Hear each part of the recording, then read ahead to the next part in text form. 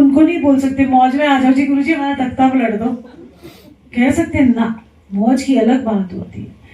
तो जब इंसान अपने अंदर से गुरु को सच्चा प्रेम करता है, चाहे वो एक क्षण के लिए प्रेम करे, बिना सोचे समझे कि आगे उसका तय है, जो भी जिंदगी में मरना तय है, बीमार होना तय है, कटना पटना तय है, जो भी है, जो उसको मालूम है, बट उस मालूम होने के बावजूद भी अगर उसके दिल में वन मोमेंट, एक क्षण के लिए भी गुरु प्रेम प्योर निकले, तब तो उनकी मौज आएगी। नहीं तो हम तो हिसाब किताब ही लगाते हैं गुरु जी के साथ, हम तो आ ही जा रहे हैं, हमारा तो कुछ नहीं हुआ, हमारे कर्म नहीं देखे हमने कि हम पता नहीं क्या क्या लेके आए हैं। और इस जन्म में भी हमने बहुत किए हैं जो हम सोचते हैं कि हमारे जैसा कोई इंसान है ही नहीं दुनिया में, सबसे अच्छे हैं जी, हंसी था बड़े चंगे हैं, अजी किसी का दिल नहीं दुखाया जी, किसी का माड़ा नहीं कितना। पर कभी भी बैक देख लेना, कभी पीछे जाके, कि हमने बहुत कुछ ऐसा किया है जो हम मानने को तैयार नहीं है। सो इसीलिए थैंक यू गुरुजी कि हम जैसे थे, टेढ़े हैं, मेढ़े हैं, कर्मों की पंड है, फलाने हैं, ढिमकाने हैं, जो भी हैं हम गुरुजी, बट हैं आपके। और ये जन्म अगर दिया है तो सवारेंगे भी आप ही। हमको तो कुछ पता नहीं है, या तो अपना इंटेलिजेंस दिखाओ ना, जैसे यार टैरो कार्ड रीडर्स आ जाते हैं, फिर ये वाले रीडर्स आ जाते हैं, जैसे पता कितनी सारी भविष्य है और सब विपरीत होता है। जैसे गुरुजी कहते थे ये टैरो कार्ड रीडर्स के पास भी नहीं जाना चाहिए। क्यों? क्योंकि वो गलत रीडिंग करते हैं और वो कई बार ऐसी चीज कर जाते हैं कि उनके ऊपर कर्म आ जाता है, तो उनकी जिंदगी खराब हो जाती है। हमारी तो बेशक सौखी भी हो जाए, पर उनकी बड़ी गड़बड़ हो जाती है। तो इसीलिए जिसको ज्ञान नहीं है वो ज्ञान दे, और जो सुनने वाला है वो ज्ञानी हो, उसको लगे इससे बड़ा ज्ञानी तो कोई दुनिया में है ही नहीं। बट ये याद रखना कि शब्द गुरबानी जब आप सुनते हो, आपको किसी के ज्ञान की जरूरत नहीं होती है। आप उस शब्द कीर्तन में ही आपको सारा कुछ मिल जाता है। बाकी सब तो ज्ञान देके चले जाते हैं, मजाक करते हैं, ड्रामा सा हो जाता है। बट शब्द गुरबानी जो गुरुओं की लिखी है, और शब्द गुरबानी जो 10 पातशाहियों भक्तों की और जितने भी हुए हैं उनकी कमाइयों की वजह से आज हम ये रस ले पा रहे हैं। क्योंकि जो उनको रस आया, उन्होंने 500 साल 600 साल बाद देखो आज भी इस गुरबानी में रस आ रहा है। कोई भी कथा कीर्तनिया को उठा के देख लो, उनका हजारों साल तक रस नहीं चलेगा। क्यों? उनके पास है ही नहीं कुछ, उनकी अपनी कमाई नहीं है, उनके लिए सिर्फ लोग हैं जिससे आपको पैसा लेना है, दैट्स ऑल इट इज। कि हमारे गुरुजी कहते थे कि तुम्हें नहीं पता कि तुम्हारी फाइल, जब वो हम जाते थे उनके पास तो गुरुजी ऐसे स्कैन कर देते थे 2 सेकंड में, ऐसे करके स्कैनर होता है 2 सेकंड लगाता है, ज्यादा भी, उससे भी उनको सब कुछ दिखता था कि पता नहीं कितने पिछले कई जन्म हमारे दिख जाते थे। या जब से हम पैदा हुए एज अ सोल, एक बॉडी लेके, तब से उनको पता था हमारे जन्म क्या है, और उनको आगे का भी पता है, उनको इस जन्म का भी पता है, उनको हमारे थॉट के आने वाले वो भी पता है। सोचो कितनी बारीकी से आपका गुरु आपको जानता है। तो वो कहते थे कि अच्छा फाइल खोल दो, किसी से कहते बोला नहीं नहीं गुरु जी, वो सोचा कि इस जन्म की फाइल खोलने की बात करें। पता होता है ना सबको कि हमने क्या क्या किया है, हम सबको पता है कितने कुकर्म किए होंगे हमने, कितने दिल दुखाए होंगे, पता नहीं क्या क्या लोगों के हिसाब से। बट गुरु के हिसाब से तो हमें नहीं पता क्या क्या फाइल है हमारी। तो तो डर जाते थे। तो कहते थे जब तुम आते हो ना, तो उनको पता होता है कि पिछले जन्म में कौन से कर्म करके आए हो, क्या करके आए हो, उस मुताबिक आपको बैठा देते थे। और कई बार ऐसा होता था, इसी कारण से कई लोग चले जाते थे, जैसे पहले ही चले गए, पहली बार गए, उनका भला हो गया, कल्याण हो गया। वो 3 साल से जो बंदा आ रहा है वो कह रहा है यार मैं तो 3 साल से अपनी नाक रगड़ रहा हूँ, साडा तो कुछ होया ही नहीं। बट आप ये नहीं समझते कि जब भी कोई आता है गुरु के पास, आप अपना इस जन्म का सोच रहे हो, गुरुजी तो पूरा आपका हिसाब किताब सही कर रहे हैं इस जन्म के लिए। सो इसलिए ये मत सोचो कि कंपैरिजन नहीं करना, क्योंकि आपका कर्म उस इंसान से अलग है। इस इंसान से, हर इंसान का अपना अपना कर्म है, पीछे पता नहीं क्या क्या फंड लेके आए हुए हैं। सो अपना कंपैरिजन नहीं करना कि इसका तो हो गया मेरा तो रह गया। आपको नहीं पता ना कि आपने क्या क्या किया हुआ है। जो जैसा है, कई बार हम सोचते थे कि तब गुरु जी कहते अच्छा फाइल वो देखते थे और कई बार बोल देते थे कि एंड मतलब बता देते पिछले जन्म का भी। मेरे को तो नहीं बताया, मैंने कहा चलो कोई बात नहीं, ना बताओ। मेरे को इतना तो पता है कि पिछले जन्म में मुझे गुरु जी मिले थे और कुछ था मेरा बकाया कि इस जन्म में जैसे मिले फटाफट उन्होंने अपने साथ मुझे जोड़ लिया। मैं नहीं जुड़ी उनके साथ, उन्होंने मुझे जोड़ा। बुलाया भी उन्होंने। और ऐसा नहीं समझना चाहिए। और फिर एक जन्म तो मुझे पता है बट वो अभी नहीं बता रही, मैं बाद में बताऊंगी, पहले वो फ्लो खत्म हो जाएगा। तो इसलिए अपने कर्मों के हिसाब से आपको मिलता है। अगर मौज आ जाए गुरु जी की तो सारे लेख मिट भी जाते हैं, अगर मौज आ जाए तो तख्ता पलट हो जाता है। पर मौज आने की बात है, हम कैसे ही नहीं जाते। उस टाइम अच्छा लगता है पर हमारे गुरु जी के पास आके हमको ऐसा महसूस होता है सब अच्छे हैं, चलो जो है वैसे भी है, जो भी ठीक है, बट गुरु के पास आके जब हम यहाँ आते हैं तो सिर्फ यहीं तक नहीं रखते। हम जब घर वापस जाते हैं तब हमको वो जो सुकून है और जो वो ठहराव है, जो ठंडक महसूस होती है अपने गुरु के पास आके, थोड़ी थोड़ी समझ आने लगती है कि हम रिएक्ट करना बंद कर देते हैं। कोई आगे से गाली भी देता है तो सोचते हैं दे क्यों रहा है, मुंह ही खराब कर रहा है अपना। पहले होता था अच्छा तूने मुझे दी तो 4 सुनाओगे, 8, 4, 16, 32 ऐसे ही चल रही होती थी। अभी सोचते क्या है ये, यू नो। तो आपका नजरिया बदल गया है गुरु के पास आके, और वो धीरे धीरे बदलता है। ठहराव लेके आए आपकी जिंदगी में। पहले तो इधर उधर उछलते कूदते रहते थे, अब तो कोई शादी में ना बुलाए सोचते बड़ा चंगा है नहीं बुलाया, कोई मिठाई का डब्बा नहीं दिया बड़ा अच्छा नहीं दिया। पहले तो वही एक लड्डू और बर्फी के चक्कर में लड़ाइयां होती थी, मन मुटाव हो जाते थे। मैनू साड़ी नहीं दिती, उन्होंने साड़ी दिती, उन्होंने तो चंगी दिती, मैंने नहीं दिती। हमारी सोच कितनी छोटी थी, पर जैसे जैसे हम गुरु जी के पास आने लगे वैसे वैसे हमारी सोच भी बदल गई है। कोई कर रहा है नहीं कर रहा है एक्सपेक्टेशन नहीं है, सिर्फ हम गुरु से ही एक्सपेक्ट करते हैं कि जिसके दर पे हम जाते हैं, जहां पर हमने अपना दिल बिछा के दे दिया है, जहां हमने अपनी आत्मा गिरवी रख दी है, वहीं पर ही हमारा कल्याण है। वही करता धरता है, वहीं से सब कुछ होता है। एक बार ऐसी गुरु जी के साथ मैं बैठी थी तो गुरु जी बड़े कई ना गुरु जी नीचे बैठ जाते थे और हमें भी अच्छा लगता है जो वो ऐसे ही नीचे बैठते ना, इतनी बड़ी स्टेज में करते ना, हमारे को भी टेंशन ही हो जाती है कैसे करके देखी गुरु को। उनको अपना आई लेवल पे अच्छा लगता था कांटेक्ट करना।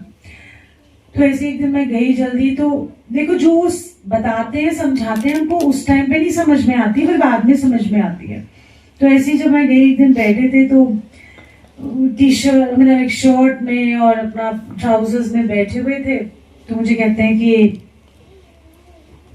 तेनों पता है कि उत्ते कोई स्वर्ग नर्क नहीं होता, ऊपर कोई स्वर्ग और नर्क नहीं है, स्वर्ग भी तेरा इधर है और नर्क भी तेरा इधर ही है। मैंने बोला हाँ जी गुरु जी, जो तू स्वर्ग बनाना चाहती है तो स्वर्ग बनेगा, जो तू नर्क बनाना चाहती है तो नर्क बनेगा, ये तेरे पे डिपेंड करता है। बड़ी साफ स्पष्ट बात उन्होंने बोली। और फिर उन्हें बोला देख रिश्ते जो होते हैं ना, पौधा होता है, अब एक बार पानी डाल दिया आपने ठीक है तो, और एक बार खाद डाल दी और भूल गए, ऐसा नहीं होता। हर रिश्ते को बार बार आपको वाटर करना पड़ता है, पानी देना पड़ता है, खाद देनी पड़ती है। की वडियाई है कि हमारी वडियाई कर रहे हो आप, ये सब गुरु जी की मेहर है और कुछ नहीं है। मेरे को तो कब याद नहीं है कि कौन सी फूलों की मैंने वर्षा की, किसको क्या किया, मेरे को याद नहीं है, बिल्कुल भी याद नहीं, मुझे कुछ भी याद नहीं है, क्योंकि कर्ता कारण गुरु जी होते हैं। आपके मन की बात थी, मैं तो नहीं जानती थी ना, जानते तो गुरु जी थे। वो आपसे करवा जाते हैं और आपको भी नहीं पता होता कि आपसे वो क्या करवा रहे हैं। सो क्रेडिट सारा गुरु जी का है, क्योंकि अगर हम क्रेडिट लेंगे या हमको पता होगा कि आपके मन में ज्यादा क्या चल रहा है, इसके मन में क्या चल रहा है, उसके मन में क्या चल रहा है, तो क्या होता है अहंकार आ जाता है, और बड़ा जबरदस्त और गंदा वाला अहंकार आता है, क्योंकि वो सूक्ष्म तरीके से होता है। अच्छा मेरे थ्रू गुरु जी काम कर रहे हैं, यू नो। ज्यादातर संगत कई बार कहती है कि हमको मैसेजेस आते हैं, हमको ये आता है। मैंने कहा पता नहीं कौन से मैसेजेस आते हैं, मैंने कहा गुरु जी सानू तो एक भी नहीं आता, मतलब कहीं कोई किसी कान में बोल गए यही करना है वही करना है। मैंने कहा गुरु जी पर मैं बहुत शुक्रगुजार हूँ गुरु जी की कि मुझे ये नहीं आता है, क्योंकि वो जब करवाते हैं और आपको नहीं पता लगता तो उसमें आपका अहंकार जीरो होता है, क्योंकि करता वो ही है, करता कारण आप और मैं कुछ भी नहीं है। वो कहते हैं ना कि जब मैं ऊपर की तरफ देखता हूँ, जितने बड़े भक्त कबीर सब कुछ देखता हूँ, तो मैं तो कुछ हुई ही नहीं, और हमारी गिनती कहीं भी नहीं है। बट जैसे हमने चलाया था ना, अगर मैं तेरी रहमत के तरफ देखूं तो मेरी बल्ले बल्ले कितनी रहमतें हैं जो हमको दिखाई नहीं देती, कितनी ऐसी गुरुजी मेहर करते हैं जो वो हमें जतलाते भी नहीं है, और बाद में हमको एहसास होता है कि ये तो गुरुजी की मेहर ही तो चल रही थी। हम तो छोटी बुद्धि वाले लोग, इतनी सोच रखने वाले, और गुरुजी तो कुछ और ही सोचते हैं और हम कुछ और ही सोच बैठते हैं। क्योंकि हमारी जो पहुंच है वो सिर्फ इस दीवार तक है, इसके पीछे क्या है, उस दीवार के पीछे क्या है हमको नहीं पता, वो तो गुरु जानता है। तो उस दीवार के पीछे पता नहीं कितने रोड़े थे, कितनी हमारी डिफिकल्टीज थी जो गुरुजी धीरे धीरे ठीक कर रहे हैं। हम सोचते दीवार ही खड़ी हुई है बस। उन पे भरोसा रखना सीखो, उनकी रजा में राजी रहना सीखो। बहुत मुश्किल है, इतना मुश्किल है। गुरुजी कहते थे ना कि जब वो चलवाते हैं ना आपको उनकी भक्ति में, तो वो जो दो धारी तलवार के ऊपर चलने वाली बात होती है। पहले तो आराम आराम से चलते हो, बट जैसे ही एंड में आते हो, जब नोक आती है, वहां पर पता लग जाता है कि गुरुजी हाय हो गई हमारी बस, या इधर या उधर, या कटेंगे या गुरुजी उठा लेंगे।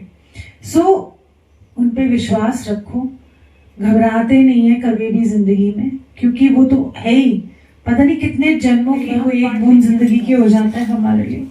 तो किसी चीज की मनाही नहीं है। हमने तो जितना खाया ना, 4-4 मीठे लड्डू, जब हम गुरुजी हमें चंडीगढ़ ले गए तो इतने मोटे बूंदी के 4 लड्डू थमा दिए मुझे। मैंने कहा गुरुजी, कह रहे इधर ही खाने हैं। मैंने कहा इतने मीठे, इतने बड़े लड्डू, इतने बड़े बड़े वो पंजाब के होते ना मोटी बूंदी के लड्डू, वो 2 हाथ, मतलब हमारे 2 हाथ, उनके एक हाथ में 4 फिट आ गए। मैंने कहा छोटे छोटे हो गए, देखा तो ये बड़े बड़े साइज के। वहां तो बड़ी औखे हमने खाए लड्डू। कह रहे इधर ही खाना है, खाओ। मैंने कहा ठीक है। हम जाके वहां से थोड़ा नमकीन, बूफे स्टाइल था गुरुजी ने रखा था जहाँ गए थे, थोड़ा सा नमकीन लेके आए, 1 लड्डू खाया, थोड़ा नमकीन खाया, पानी पिया, फिर 1 लड्डू खाया। 4 लड्डू खाने बड़े औखे थे, पर गुरुजी का हुक्म यहाँ तक भर गया। उसके बाद कहा कि देखो बूफे का लंगर लगा, वो भी खाओ। टू मच हो गया। पर 10-15 मिनट, आधे घंटे बाद जब हम गए, मुझे तो भूख लगने लग गई। फिर हमने फिर खाया वहां पर जो भी था। फिर हम रुके वापसी में गहुजा नंबर 1 जो ढाबा है मूर्थल में, वहां रुके। तो गुरुजी कहते अब डिनर करेंगे। सच बता रही हूँ, हम सुबह से खाते खाते खाते गुरुजी के साथ रात तक, बट जब गुरुजी के साथ डिनर कर रहे थे तो हमारी भूख ही मिट गई। मतलब भूख क्या, हमारी मतलब भूख लगने लग गई हमको। उनका लंगर, उनका खाया हुआ, जो भी आप प्रसाद लेते हो वो आपकी दवाई है। चाहे आपकी दिमागी दवाई हो, किसी को दिमागी दवाई की जरूरत है, कोई बहुत परेशान है तो उसको शांत करने के लिए गुरुजी वो लंगर है। शब्द कीर्तन भी आपको शांत करते हैं।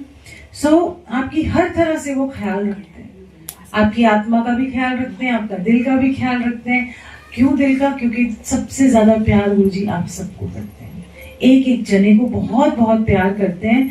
तो आपके दिल का भी ख्याल, कोई दुनिया में प्यार मोया करे ना करे से आपका, हमारा गुरु तो हमें बहुत प्यार करता है, ठीक है ना। ऐसे गुरुजी से प्यार करना है।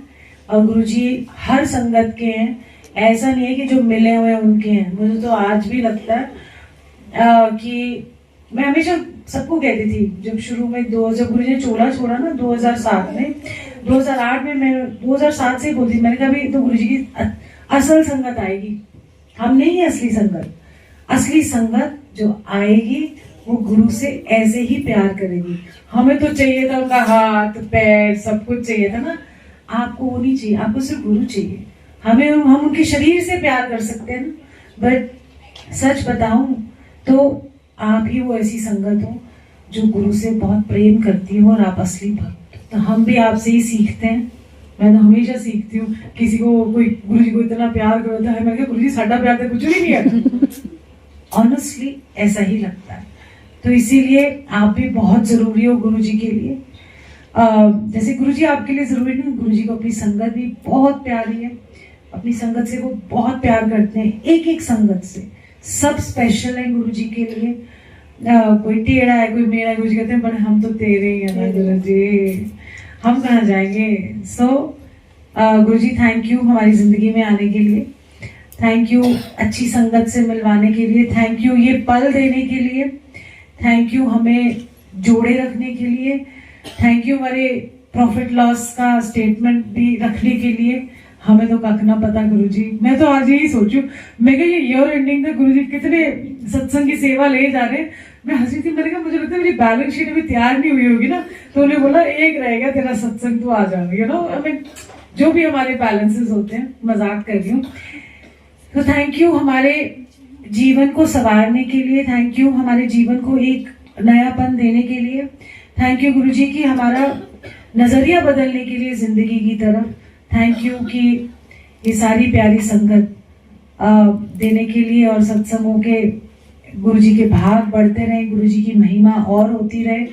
हम क्यों करते हैं गुरु जी की महिमा? ताकि जो रस हम ले रहे हैं, जो उनकी मेहर चल रही है हम सब पे, हम चाहते हैं कि हर दुनिया में हर इंसान जो भी दुनिया में पैदा हुआ है वो एक बार ये मेरे गुरु को महसूस करे, उनसे प्रेम करे और जीवन सफल बनाए। सो जय गुरु जी। बहुत सारे मुस्कुराहट आपकी जिंदगी में, मुस्कुरा देना अच्छे से, ठीक है ना, और बहुत सारा प्यार आप सब।